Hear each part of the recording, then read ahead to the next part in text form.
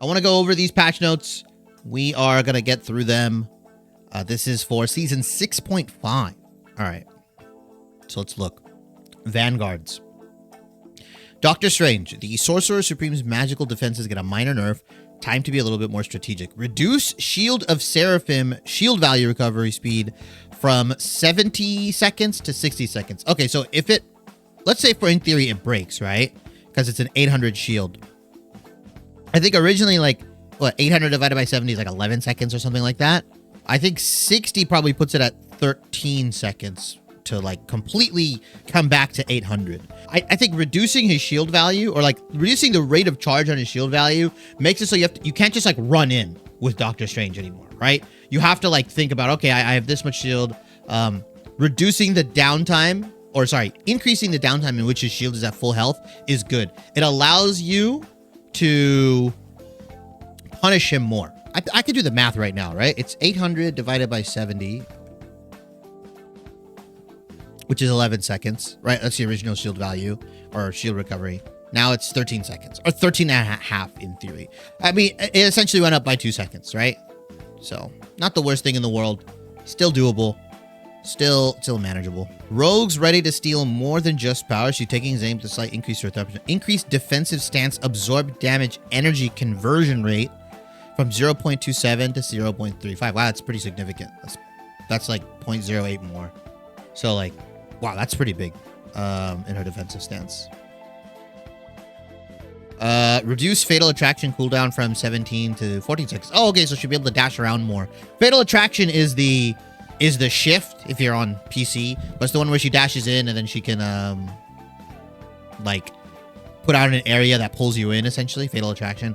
Yeah, I mean, Rogue is in an interesting spot. She's like a fighter, but she hasn't been used as much as I'd love to have seen her as previously. I feel like Rogue kind of went under the wayside. Obviously, his Gambit was really strong.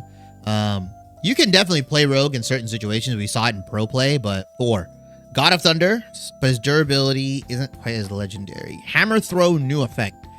Hit now grants 50 bonus health. Only triggers once per throw, even if hitting multiple enemies. Reduce bonus health provided by Storm Surge from 75 to 50. Oh, okay.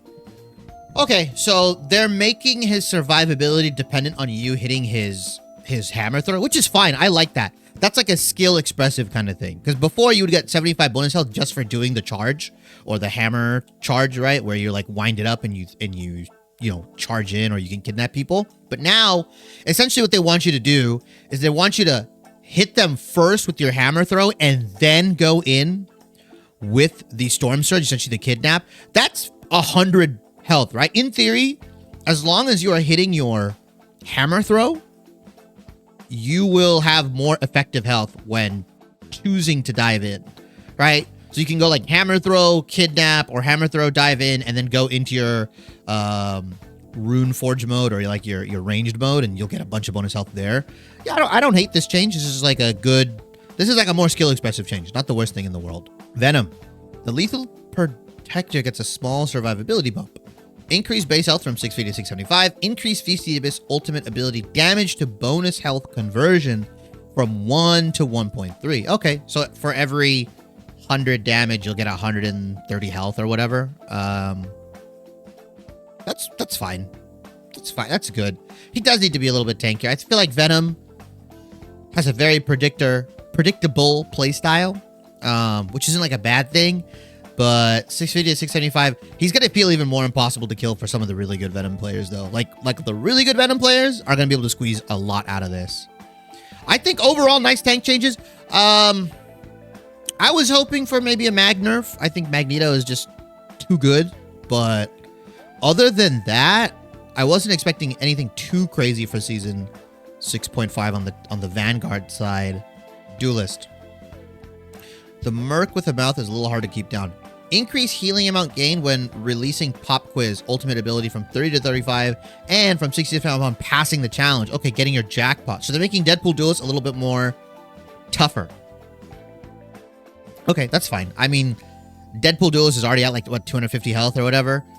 He's by far the worst one out of the three. I think I think Vanpool is actually the best. My opinions have changed after a recent tournament that I casted. A lot of pro players were using Vanpool, and they were using Banhammer specifically to essentially deny a lot of people. I like the Deadpool buffs. I like the Deadpool buffs. Moon Knight. Khonshu must be crying off in a corner somewhere. Make survivability. Takes a slight hit. Reduce the bonus health provided by Moonblade from 100 to 75. Okay. Making him a little bit more diveable. Not a crazy nerf from Moon Knight, considering how good he is. I was expecting maybe an ultimate charge cost nerf. Maybe a ricochet damage nerf. Something like that. I feel like Moon Knight gets a lot of value for doing nothing. So that's kind of interesting. I was hoping they'd hit him more with the Banhammer. Okay, Phoenix. Phoenix Force dims a little. Jean staying power slightly toned down. Okay, reduce base health from 275 to 250. Okay, that's a good change. Phoenix does have a lot of survivability. Reduce base health from 275 to 250. Yeah, I think this is fine. This is good. It makes her a lot more diveable. I'm really excited to see like how Spider-Man players deal with her. Black Panther, Magic. She still has the blink, which is really OP. She still has the flight, which can get her out. But like, if you actually do like a coordinated dive on her, she should go down. So 250, that's a good nerf. I was maybe hoping like a damage fall off nerf or something like that too. Psylocke, sharper in the fight, softer with her ultimate. Psionic crossbow damage fall off. Adjust maximum damage fall off from at 30 meters from 60 to 70%. Okay. Reduce the single hit damage of Dance of the Butterfly from 170 to 160. I don't think that's that crazy of a change. She still does a ton of damage with this. This is interesting. The damage fall off, essentially, I believe that's her auto, right? Like, that's her auto. Whoa.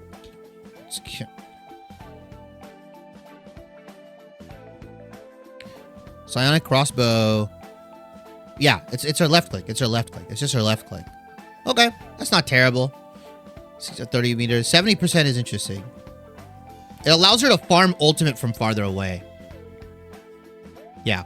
It allows her to farm her ult from farther away, essentially. It keeps her not as close together as needed, which I don't know if I like that change, considering she's supposed to be like a dive character, but I mean, Psylocke players, they've been kind of suffering lately. Squirrel Girl. Doreen is now as quick as a squirrel. Increase the projectile speed of Squirrel Blockade when unleashing without charge from 20... Oh, I think that's her... They use the actual ability names, and like, I don't know every single ability name, unfortunately. Squirrel Blockade, I believe, is a right click though, right? Yeah. Okay. Without charge for... Okay, so they're just allowing you to tap it. So it makes it so that you can go left click, right? Essentially, and it's really, really fast. Wait, what? Star-Lord. Reduce the energy cost of Galactic Legend from 3,400 to 3,100? I'm sorry, what? No. No, Star-Lord is like a top 5 DPS. This guy is too good. We're gonna go back to Star-Lord meta, man. Star-Lord meta is coming back, I think. That's crazy. No, there's no way. Star-Lord is so good. I actually think Star-Lord was in a perfect spot. Him getting his ult this quickly is gonna mess with a lot of people. Like season 6.5, I might be banning Star-Lord. That's crazy. I'm sorry. I don't think he needed this. Okay, Storm. Aurora's wind and lightning are more electrifying and friendlier to use. Weather control. Tornado. New effect. Using the wind blade and bolt rush under this aura now grants Storm bonus health. Damage conversion ratio 25%, up to a max of 75 bonus health. Okay, so they're making her more of a brawler. Yeah, Storm has so many different abilities. Let's make sure we are... But the new effect is interesting. Weather control, tornado. So on top of the movement speed, you get bonus health. Weather control, thunder, new effect. Under this aura, Windblade hits reduce Bolt Rush cooldown by 0.5 seconds, only once per cast, even if hitting multiple enemies. Increase Bolt Rush spell field range radius from 1 to 1.5. Wow. So Bolt Rush is her, I believe, her right click. Yeah. And essentially allows her to leave a lightning, shoot a lightning bolt. Wow. This is really good. This is really good. This is so if like you get into a brawl or like a team fight, you can just like keep letting out your Bolt Rushes consistently. Thunder and Lightning new effect. Ally buffs now decay over 2 seconds after leaving the aura instead of vanishing instantly. Okay, that's really nice. Thunder, reduce damage boost from allies to 12 to 8%. So yeah, a lot of people are abusing this. Reduce animation and lag when using weather control. This is really nice. Makes her a lot easier to use. Thunder and Lightning new effect. I like this. I like this. Okay, so they're making it so like you keep the buffs for a little bit, and they're making it so you can't really abuse this part. Because a lot of people are just keeping it on Thunder a lot of the time, and you just get the permanent damage boost essentially, like the 12%, which is really, really good. Punisher. Crank Castle's ultimate. That's really weird. Because I remember initially they put it up, right? They're just doing like, if we look at his balance changes, where is his final judgment?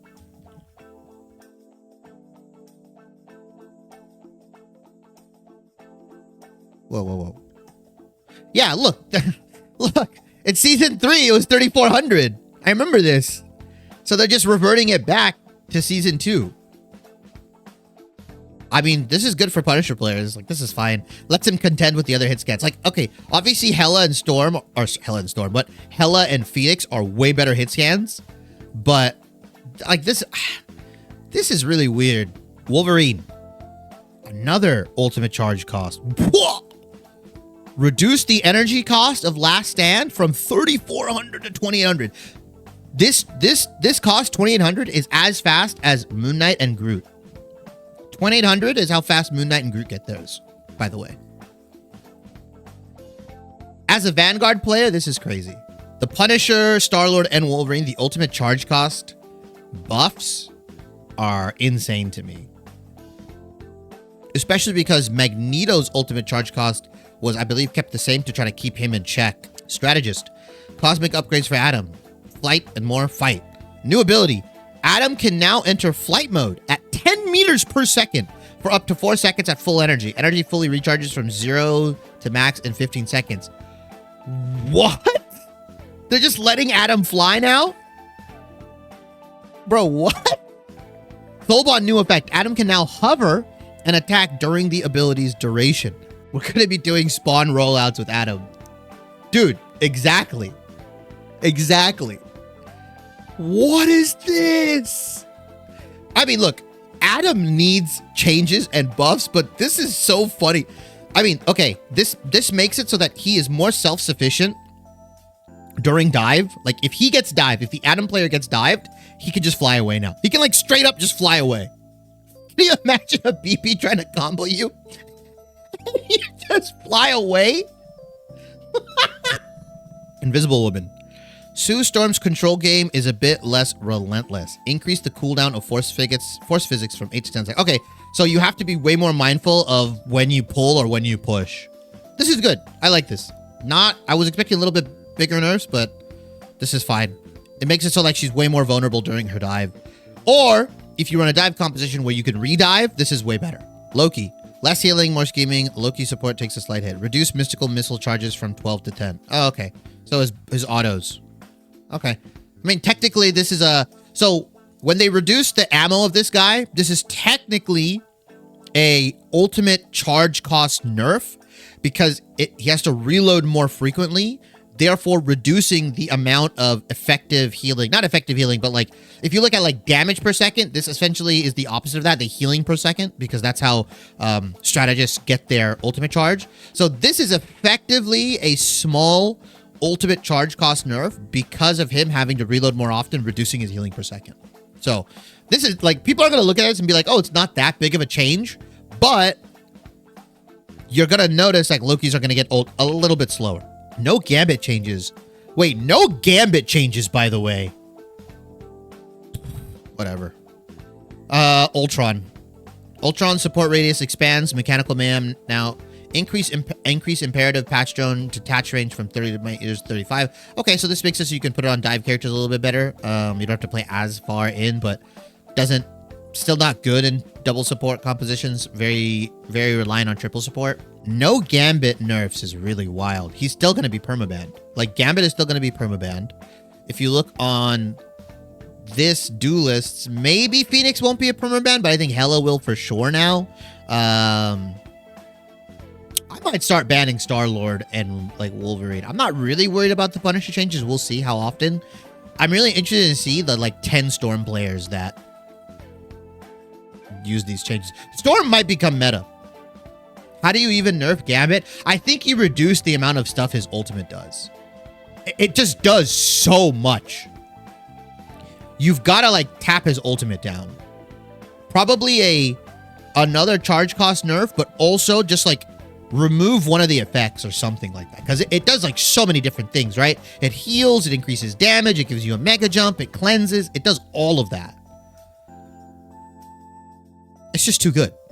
It's overloaded. It's super overloaded. Team up abilities. The iconic Fantastic Four team up is gone. Yeah. I mean, it was really OP, like secretly, and they eventually needed to break this up. The fact that it was in for so long, essentially like 4 or 5 seasons, was insane. Mr. Pool's interdimensional toy box.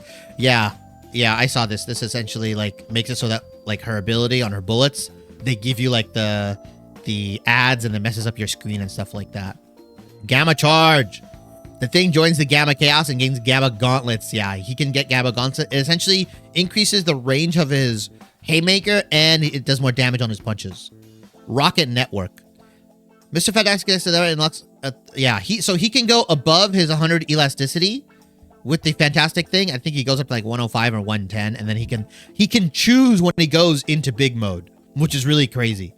So he can keep his elasticity, and then when he chooses to, he can press the button and go big mode. This is really good for Mr. Fantastic, I think. If you have a Rocket player, if you're a Fantastic player, you want Mr. Fantastic, or vice versa. Because the really good Mr. Fantastic players can abuse that. New team up, Psionic Mayhem. Oh yeah, so this is the team up I was talking about.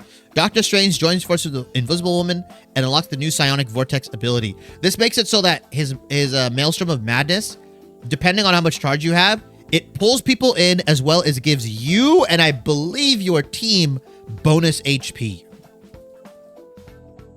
So Doctor Strange Invis is going to be a really good combo. Rocket Fantastic is going to be really weird. I don't think... So some of these team-ups, people don't normally run these characters together anyways, right? Like, I rarely am ever seeing Hulk and Thing both play at the same time. Maybe this will encourage it, but I'm not entirely sure because a lot of people in Marvel Rivals feel that you need 1 shield tank minimum. Like, a lot of people cannot play without a shield tank, unfortunately. It's really sad. So, the Gamma Charge is cool, but I think it's way more fun than it is, like, really good. Maybe it changes. Maybe this changes, and maybe Hulk Thing is an actual tank duo, but a lot of people are going to be sad or like mad actually that they don't have like Mag or Strange or whatever. Rocket Network. Yeah, this like you don't really play Fantastic and Rocket together, but this will encourage it more.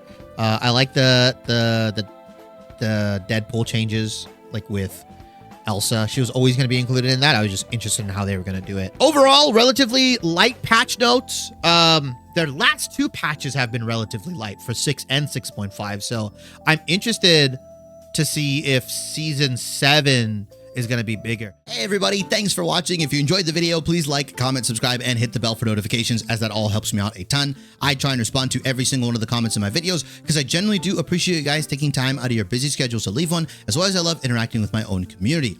If you want to see more of my content, I stream over on Twitch about 3 to 4 times a week, starting around 7 p.m. PST. Over there, you'll get unedited versions of my videos, as well as we go over gameplay reviews, patch notes, and you guys can ask questions in the chat, and I respond pretty quickly. If you care more for short form content, I upload daily on both YouTube Shorts and TikTok. Over there, you'll get condensed versions of my videos, as well as stream highlights and my general thoughts on the game.